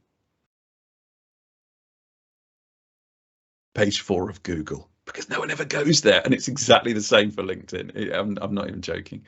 So that's rule 4. You need to be findable. Think about that from a keyword perspective. Rule 5, it is all about your personal branding. Good looking man there. I've been told many times that he and I share a certain physicality, rugged physicality. So yes, now is the age of the celebrity, in inverted commas. Celebrity with a small c. Who would have thought, if you go back 10 years, that there would be, Instagram celebrities, influencers with millions and millions of followers, same on TikTok, same on wherever you go. And it is now the time, though, where we can absolutely capitalize on this and use this to benefit ourselves when it comes to looking for a job. I would like to introduce you to this lady. Has anybody come across this lady before? Does anyone know who this is? This is Sarah Lean. Sarah runs the Glasgow Azure user group, who It's running next week if you fancy popping in. Sarah is she has been a Microsoft MVP. She now works for Microsoft directly, and she is a perfect example, in fact the most perfect example of kind of what I'm talking about, because she is someone who has actually got a job, a number of different jobs, through the fact that she is findable, through the fact that people can look at her and understand what she does, and she's known as a kind of a rock star in the Azure world. So she has a blog, Techie Lass. There we go, a blog by Sarah Lynn. She also so she constantly updating this. She's got a vlog, so she's on YouTube and she does that as well. She's on Twitter. And you can see there that she's all about Azure. She's got a podcast as well, a Tech Talk with Techie Lass. She is on GitHub, and she's got all of her code up there as well. And she's also on LinkedIn. It says she's at Octopus Deploy. She's not. She's left there. She's back at Microsoft now. And the thing is, you don't have to do all of this. But if you do some of this, this is going to increase your chances of success. And also, more importantly, it's going to increase those opportunities that just come your way. And that's really, really important, because if I can sort of underline the one way that this world has changed, is that we are moving more to find people who have a certain celebrity status. And that's not A-list, Z-list, all that kind of stuff. It's people who are known in an area. So if you're thinking about how you can move your career forwards and how you can make things better for you and give yourself more opportunities, that is one of the ways to become known for something. That is one of the ways that you can certainly do that. Rule 5, it's time for that ruthless self-promotion. So, LinkedIn, what does your LinkedIn profile say about you? I am stunned by the number of terrible LinkedIn profiles that I see. LinkedIn is not a social network. I need to underline that, score that completely. LinkedIn is not a social network. LinkedIn is a micro marketing site. It's for you to create a page which showcases who you are and also shows what you can do. And given what we were talking about earlier around the pace of change in the technology world, it's very easy to create specialism in a world where the technologies are changing so often. Frequently there are new iterations, but at the same time, you can do a lot and earn a lot. So what does your LinkedIn profile say about you? Is it up to date? Does it actually talk about what you're doing? Is it optimized for SEO? You know, what are you posting about? You know, are you creating content? There's a load of people I know who are on LinkedIn, and one guy I used to work with, and all he did was post about his local football team. They weren't even any good. It was from the Chelmsford Swifts, I think it was. And that was all he used to post about. He's a recruiter. Why? Who on earth wants to hear about his terrible football team? Also, what does your photo say about you on LinkedIn? Because I've seen a lot. I mean, I went through a few ideas. You know, this was definitely one which we couldn't use for a number of reasons. Roadkill rodents particularly don't go down well on the recruitment front. This was too happy, I was told. You know, it's not professional enough. So yeah, that was certainly, you know, that wasn't good. This one we very, very nearly used. That was from some video shooting last year for the company. It was totally professional. But yeah, instead I went with this one, which I'm not sure now. I know, right? Thanks, Ben. I look pretty good there, don't I? I'm not sure this one is now relevant anymore, because actually everybody's dressed down. So me in a suit, I mean, and don't get me wrong, that's a powerful photograph. I look good. There's people there. They, you know, it looks like people are actually paying attention to me. But that's what I'm using. So your photo needs to be professional to a point. And actually, there really is something to be said for not using all over Lycra. So yes. Twitter, same thing. Is it optimized for SEO? What are you posting? What are you posting about? The number of times I have heard of people not realizing what their digital footprint is like when it comes to hiring. The first thing I do is if someone applies for a job with me to come and work with me, I go and find them on LinkedIn. I go and find them on Twitter. And it's old Twitter accounts as well. I had someone apply for a job who looked really good on paper and interviewed relatively well, but then when I actually did some digging on him, his Twitter account was full of anti-Semitism. It was full of just a nasty person, and I just was totally like, wow, I would not want this person working with me. There was another guy who just kept using the hashtag Spliff Sunday for the longest time, with photographs of him as well. And I just decided at that point that although he's probably someone who's fun to party with, it's not for me. It wasn't something that we would work on. So rule 6. Why am I writing this? Cut out the recruiters. I've lost a bit of weight since that photo was taken. I just want to be clear. I know that a lot of this is a given. This is the elephant in the room. A lot of people don't like dealing with recruiters, and it's totally understandable as to why. They're frequently seen as a necessary evil. The barrier to entry into recruitment is pretty low. You kind of need an internet connection and a pulse, and not necessarily in that order. And what you find is that I'm unusual in the recruitment world in that I've been here for a long time.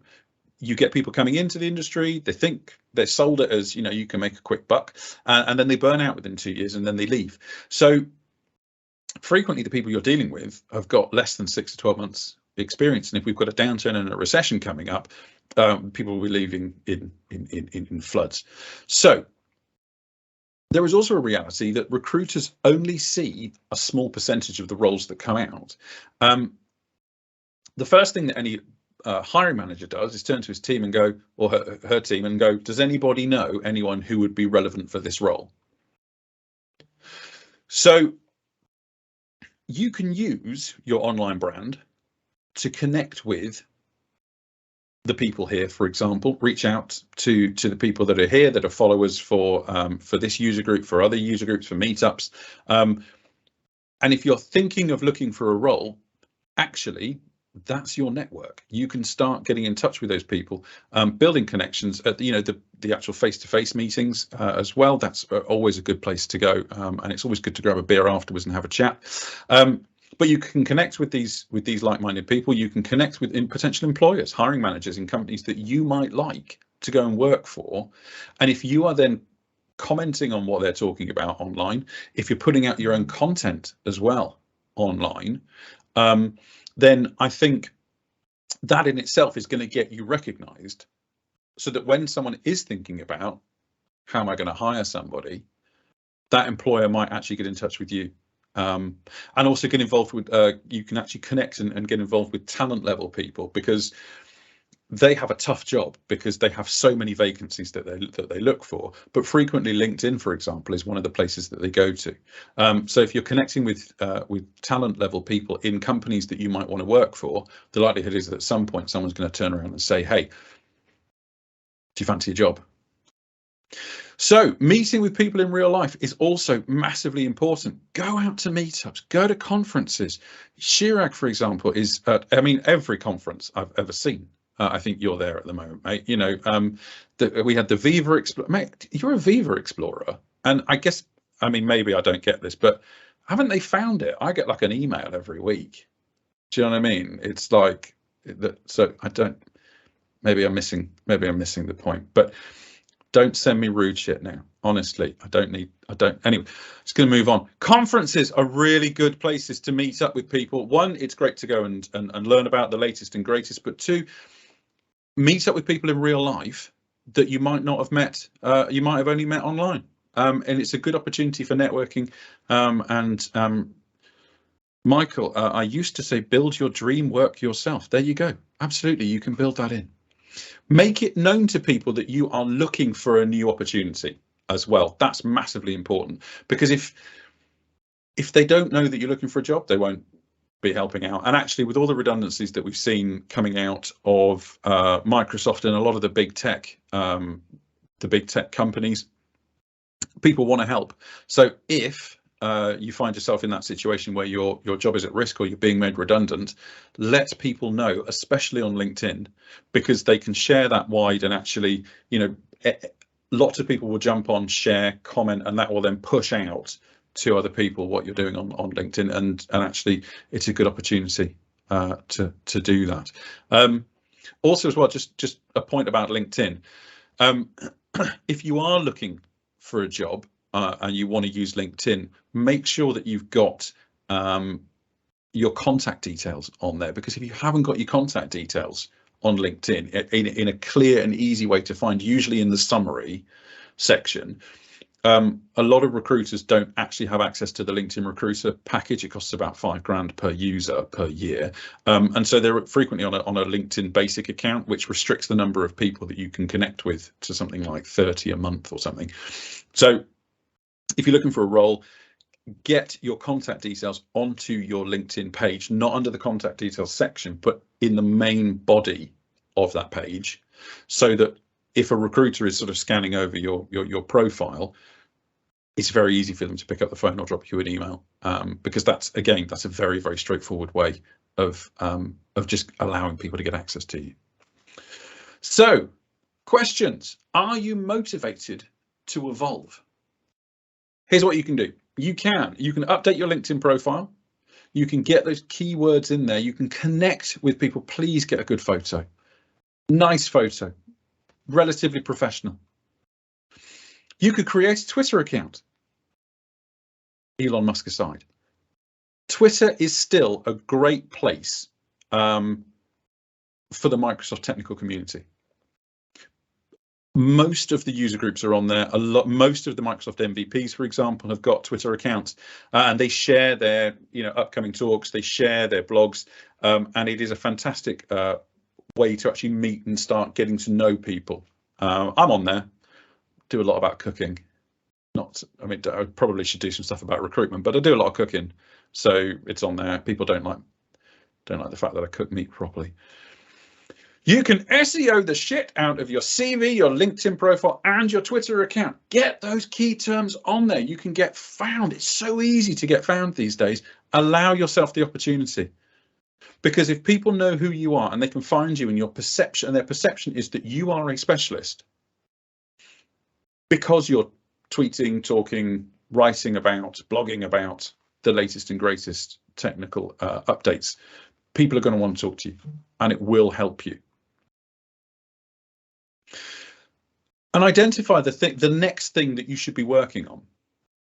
That's massively important. If you can figure out what it is that you want to do in terms of that role, that technology product, and that product is up and coming, and you catch it at the right time, you can ride that technical product or that platform for 5-10 years, because I think every technology comes in waves. We're seeing a decline in Microsoft Teams at the moment across the industry, as I think certainly in the UK, as most people have moved on to it. The pandemic accelerated a massive amount of adoption for 365 and Teams particularly, and we saw hiring off the scale in 2021 and the early part of 2022. As someone who has been a Teams specialist recruiter for a long time, and a Skype for Business one prior to that, I haven't seen a proper Teams role come through in about 6 months. Certainly in the UK, I think that's due to acquisitions of organisations. There's only about really half a dozen companies that do it properly now. I think the focus is moving on to meeting rooms and contact center and what have you. All the big migrations have pretty much been done, and the adoption that's followed off the back of that has happened as well. So is that what you should be doing? Probably not. You should be now thinking about something broader, perhaps something broader 365 focused. So yes, start showing you're working, get it up onto GitHub, blog about it, LinkedIn, just create content, get it out there. People like to see that. Doesn't have to be tons. If you're thinking of changing jobs, maybe start doing that a couple of months before you're actually going to start actively looking. You can then create a portfolio of work that people then can look at when they're hiring as part of the hiring process. And then after that, you can kind of let it go again. That way, you know, get the best of both worlds. So who knows, maybe one day we can all be like Sarah Ling, dancing girl. Lovely. That's kind of it, really, people. Does anybody have any questions that they would like to ask? So anyone got any questions? Yes, Randy. Run deep. Go for Hello, it. mate. I'm going to apologize. I wasn't raising my hand. I was going to give you an applause, Will. Oh, all right. Well, I mean, there you go. You got one. thank you, mate. Wow. That's lovely. Very nice. Yeah. Nice one, pal. Thank you. Well, that's a really good session. I think, look, Will, I think it obviously, you know, to put those rules together, and some of them we know how much we have to put in the effort to do it, right? And I think the rule 2 and rule 5, I think, is the one that really kind of applies. I think especially around staying motivated, right? And I think, you know, I've been like many of us around 20 odd years, you know, with different tech and everything else. But I think also belief, I think as well, you know, to believe in yourself, you know, for sure, everything changes.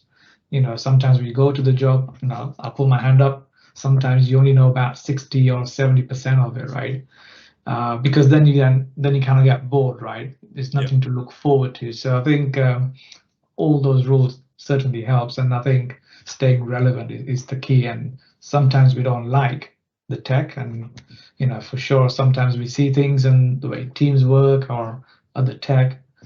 Feedback is there to give back and improve, and I think it's that dialogue as well to try and stay acquainted to carry on, right? So good session, great. I think, you know, awesome. I think so. You've been doing for 25 years, right? Well, in this kind of space. Yeah, it's been a ride. So hang on, we've got a question in the thing. So Ian saying top role in demand at the moment. So if it comes, if we're looking 365 specifically, security is. This seems to be the year for security. So if we're looking at 365 security, that could be looking at the Defender products.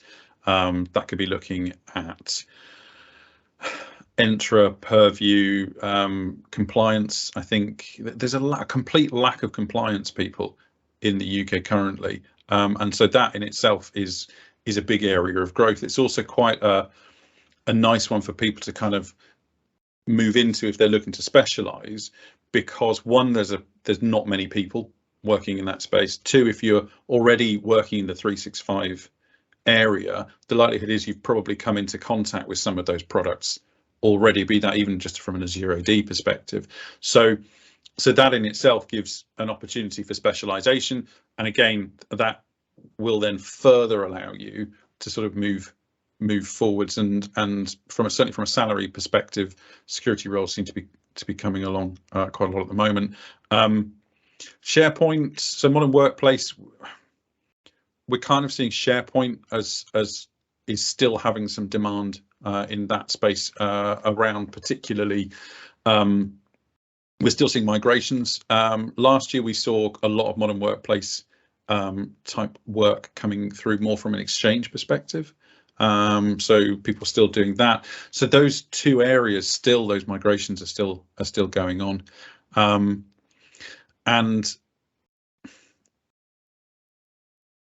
Callum's just saying, are there any niches you'd say are on the way out based on roles advertised, similar to what you mentioned with Teams? I think I am worried about Teams, if I'm honest. The voice piece is not. I don't see any growth really coming from there, and a lot of the Teams people I know, you know, the salaries are are probably 10 to 15k more than perhaps a more generalist person would have, because they've got that voice sort of specialism as part of that. And I think kind of having to defend, you need to defend that level of income as much as possible. And if there isn't a buoyant market and things are starting to sort of slow down in terms of hiring in that area, that would be something that I would be thinking about. Okay, well, maybe it's time to start finding a technology which sits alongside it, probably something perhaps a bit more 365 focused. Finding the technologies that kind of rest easily next to it. So there's that. Beyond that, there wouldn't be anything I would say, we're not seeing much demand for. And I don't think that, that there's going to be a problem with finding a job if you're a Teams person, particularly. It's just there doesn't seem to be any growth there. And the market's always been small in the UK. Like, we've always had probably 400 maybe people who are proper voice specialists within the Microsoft UC piece. But there aren't enough companies doing it now.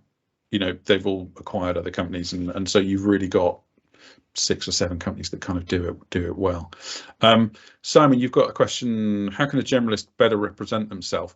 I think it depends on the level that you're at. If someone is a generalist across, let's say, the 365 stack, and it depends on what level you are. If you're someone who's at an architect level, like senior, and you're designing solutions and you're putting stuff together, that can actually be a benefit, because you're able to talk about a large number of technologies and put together solutions that cover those off at a high level. And frequently that's what we see. I mentioned that I talked to some people who get to a certain stage in their life and they go, do you know what, I'm sort of done learning. They don't want to be at that deep dive granular level. So actually they kind of they move perhaps into more of a commercial type role. They're looking more at the business level and then designing solutions around that, which are then passed on to people who are perhaps more deep dive technical and can sort of do that. So a generalist can represent themselves well at that level. And I think the market has shifted as well over the last 4 or 5 years to allow for what I guess we could call a cloud consultant or a cloud engineer, which is someone who can do a number of things with a number of different technologies. But I think it's about making sure, if you've got a lot of skills and you're applying for a role, that you're bringing out the ones that are most relevant to what it is that you're applying for.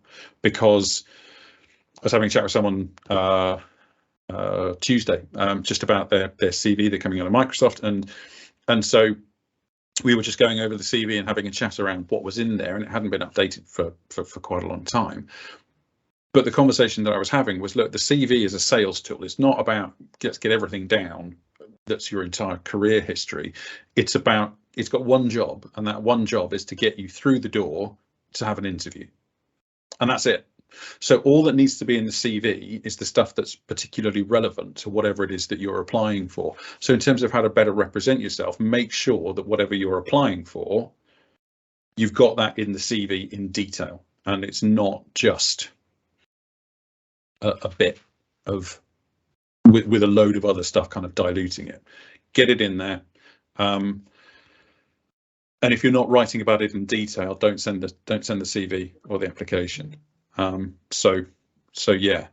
Callum, Microsoft certs. It's certifications are a mixed blessing, shall we say. You can have all the Microsoft certs in the world, and if you don't back it up with the experience, they're kind of not worth anything particularly. If you've got the experience but without the Microsoft certs, I think the experience is the really important part. But actually, if you want to become more employable, showing what you can actually do, and and getting those certifications is really useful. Again, we're seeing demand for certain types of security certifications, more than the fundamentals. We've got Azure clients at the moment who are asking for the AZ certs as well. People want them. It's useful, but I wouldn't say that there's any that are perhaps more I wouldn't say that there's any that are perhaps more relevant or more interesting, because it's entirely based around what you do for a living. If you have a specialism, get certified in it. If there's an area that you want to specialize in, get certified in it, and then off the back of that, it'll make you potentially sort of more employable. Ash, little off topic, what's the org's sentiment like towards the candidates requiring visa sponsorship or transfer in visa sponsorship? It's so difficult. We speak to so many people that are, every day, who are either in the UK and they're sponsored and they're looking for a new role, or they're in the UK and they require sponsorship. It's difficult to do, to sponsor somebody. It costs an organisation a lot of money. Not every organisation is set up for it. You have to apply for a license to be able to actually apply to sponsor somebody. And so most companies just don't do it. Larger companies who've got an established HR department, yeah, definitely, that there are those, and it's certainly worth talking to those sorts of companies. But no, we just don't see a great deal of it. Randeep, from a recruiter perspective, do you still post new roles on the big sites, JobServe, JobSite, or does advertising on LinkedIn do the job? So yes, we still post roles on sites like JobServe, JobSite, CV Library, and a lot of what we do in terms of our approach is we've kind of got two ways of doing it. On the LinkedIn side, we'll advertise on LinkedIn, but that's massively costly. And also we have more sort of proactive, let's go out, message people.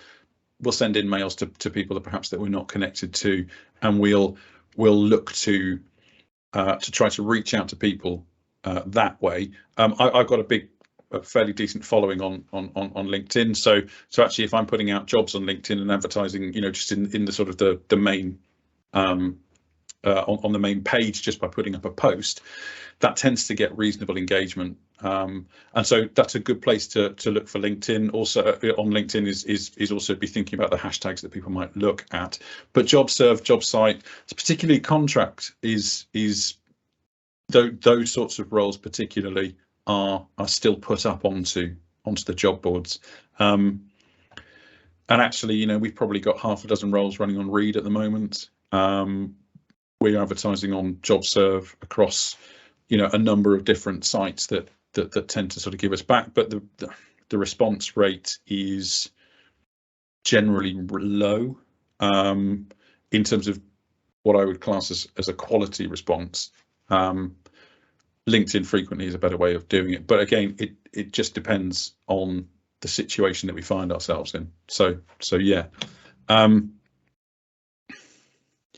Does anybody have any other questions at all for me?